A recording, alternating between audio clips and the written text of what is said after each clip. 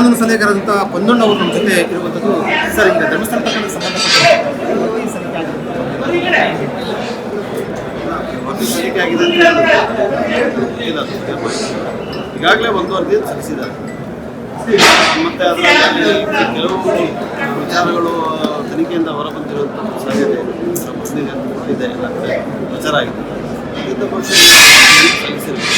ಈಗ ಹಿಂದೆ ಅಡಗಿರುವಂಥ ಯಾವ್ದಾದ್ರು ಷಡ್ಯಂತ್ರ ಇದ್ದರೆ ಅದರಲ್ಲಿ ಭಾಗಿಯಾಗಿರುವಂಥವ್ರು ಯಾರೇ ಸಲ್ಲಿಸಿದ್ದಾರೆ. ವರದಿಯಲ್ಲಿ ಜನರ ವಿರುದ್ಧ ಷಡ್ಯಂತ್ರ ಆಗಿದೆ, ಅದರ ಬಗ್ಗೆ ಅಂತ ಹೇಳ್ತಾರೆ.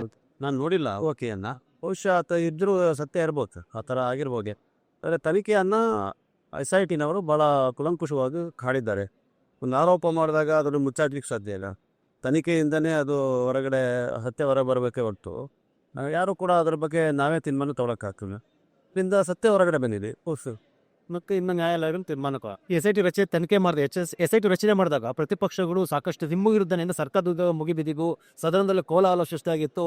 ಇಲ್ಲೊಂದು ಕಡೆ ನೀವು ಇದ್ರ ಷಡ್ಯಂತ್ರದ ಭಾಗವಾಗಿದೆ ಸರ್ಕಾರ ಅನ್ನೋ ಒಂದು ರೀತಿ ಆರೋಪ ಬಂತು. ಈಗ ವರದಿ ಬಂದ ನಂತರ ಷಡ್ಯಂತ್ರ ಬಯಲಾಗಿದೆ ಅಂತ ಪ್ರತಿಪಕ್ಷ ಹೇಳ್ತಾರೆ. ಪ್ರತಿಯೊಂದು ಆರೋಪ ಇರೋದಕ್ಕೋಸ್ಕರ ನಾನು 1-2 ಅಂತ ಹೇಳಕ್ಕ 2013ರಿಂದ ತಗೊಬಿಡಿ ಇತಿಹಾಸ, ಎಲ್ಲವೂ ಕೂಡ ಹಿಟ್ ಆ್ಯಂಡ್ ರನ್.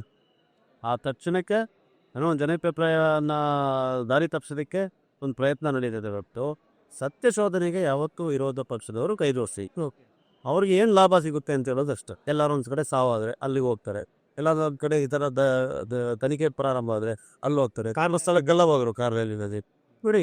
ಒಂದು ಏನೇ ಅಂದರೆ ಸಾರ್ವಜನಿಕ ಬದುಕಿನಲ್ಲಿ ಒಂದು ಆತ್ಮಸಾಕ್ಷಿ ಇರೋದು ಬೇಕಲ್ಲ. ನಾವು ಒಳಗಡೆ ಅದು ಮಂತ್ರಾಲಯದಲ್ಲಿ ನೋಡ್ಬೇಕಲ್ಲ, ಏನು ಮಾಡ್ತಾಯಿದ್ದೀವಿ, ಏನು ಹೇಳ್ತಾ ಇದ್ದೀವಿ ಅಂತ. ಸಂಪೂರ್ಣವಾಗಿ ಜನರ ವಿಶ್ವಾಸವನ್ನು ಕಳ್ಕೊಂಡಿದ್ದಾರೆ, ಗೌರವವನ್ನು ಕಳ್ಕೊಂಡಿದ್ದಾರೆ. ಅಷ್ಟೇ ಅಲ್ಲಿತ್ತು. ಈ ಪ್ರಕರಣದಲ್ಲಿ SIT ಯಾವುದೂ ಕೂಡ ಸರ್ಕಾರದ ಹಸ್ತಕ್ಷೇಪ ಏನು ಕೂಡ ಇರಲಿಲ್ಲ. ಯಾವತ್ತೂ ಮಾಡ್ಲಿಕ್ಕೆ ಸಾಧ್ಯ. ಗೃಹ ಸಚಿವ ನಮ್ಮ ಕರ್ನಾಟಕ ಪೊಲೀಸ್ ಕಾಯ್ದೆ ಅಡಿಯನ್ನು ಪೊಲೀಸ್ ಇಲಾಖೆ ಅವರು is under the superintendence of the government, state ರಾಜ್ಯ ಸರ್ಕಾರ ಗೃಹ ಸಚಿವರು ಮುಖ್ಯಮಂತ್ರಿಗಳು ಇರ್ತಾರೆ ಆ ಇಲಾಖೆ. ಅದರಿಂದ ಅವ್ರಿಗೆ ಅವ್ರ ಹತ್ರ ಚರ್ಚೆ ಮಾಡೋದ್ರಲ್ಲಿ ಎಂದು ತಪ್ಪಿಲ್ಲ. ಆದರೆ ಈ ತನಿಖೆಯನ್ನು ಈ ರೀತಿ ಮಾಡಿ, ತನಿಖೆಯನ್ನು ಈ ಥರ ಮಾಡಿ ಅಂತ ಯಾರೂ ಕೂಡ ಹೇಳಲಿಕ್ಕಾಗಲ್ಲ, ನ್ಯಾಯಾಲಯ ಕೂಡ ಹೇಳಲಿಕ್ಕಾಗಲ್ಲ. ಈಗ ನಮ್ಮ ದೇಶದ ಕಾನೂನು ಅದರಂತಲೇ ಎಲ್ಲ ಸ್ಥಿತಿ ನಡ್ಕೊಂತ ವಾಟ್ ನೆಕ್ಸ್ಟ್ ಸರ್ ಏನಾಗ್ಬೋದು? ಇನ್ನು ನ್ಯಾಯಾಲಯ ಅದನ್ನು ಪರಿಗಣಿಸಿ ಯಾರು ಆರೋಪಿಗಳಂತ ಹೇಳಿ ಚಾರ್ಜ್ ಶೀಟಲ್ಲಿದ್ದಾರೆ ಅವ್ರಿಗೆ ಅವರು ಕಾಗ್ನಿಸೆನ್ಸ್ ತಗೊಂಡು ಸಮನ್ ಮಾಡಬೇಕು. ಅಂತಿಮ ಪ್ರಶ್ನೆ ಸರ್, ಈಗ ವರದಿ ಸಲ್ಲಿಕೆ ಆಗಿರುವಂಥ ಅಂತಿಮವಾಗಿ ಸಾಕಷ್ಟು ಜನ ಲಕ್ಷಾಂತರ ಜನ ನೋಡ್ತಾ ಇದ್ರು, ಆರೋಪ ಪ್ರತ್ಯಾರೋಪ ಬಂತು. ಈ ಮೂಲಕ ವರದಿ ಸಲ್ಲಿಕೆ ಆಗಿರೋ ಹಿನ್ನೆಲೆಯಲ್ಲಿ ಸತ್ಯಾಂಶ ಹೊರ ಬಂದಿದೆ ಅನ್ನೋ ಮೆಸೇಜ್ ಹೋಗುತ್ತೆ ಅನ್ಸುತ್ತೆ. ಖಂಡಿತವಾಗಲ್ಲ. ಈ ಪೊಲೀಸ್ ತನಿಖೆಯಿಂದನೂ ಕೂಡ ನಿಮ್ಗೆ ವಿಶ್ವಾಸ ಇಲ್ಲ ಅಂತ ಹೇಳಲ್ಲ ಯಾರಪ್ಪ. ಅದರಿಂದ ನಾವು ಹೇಳ್ತಾ ಇದ್ದಿತ್ತು ನಿರಾಧಾರಿತ ಬರೀ ರಾಜಕೀಯ ಬೇಕು ಅಂತ ಹೇಳೋಕ್ಕೂ ಸ್ಪಷ್ಟ ಆಗಿದೆ.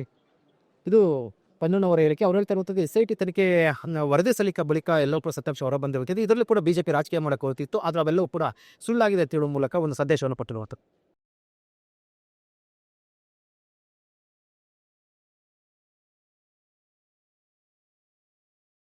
ಹೆಚ್ಚಿನ ಸುದ್ದಿ ಅಪ್ಡೇಟ್ಗೆ ಈಗಲೇ ದ ಫೆಡರಲ್ ಕರ್ನಾಟಕ ಯೂಟ್ಯೂಬ್ ಪೇಜನ್ನು ಸಬ್ಸ್ಕ್ರೈಬ್ ಮಾಡಿ.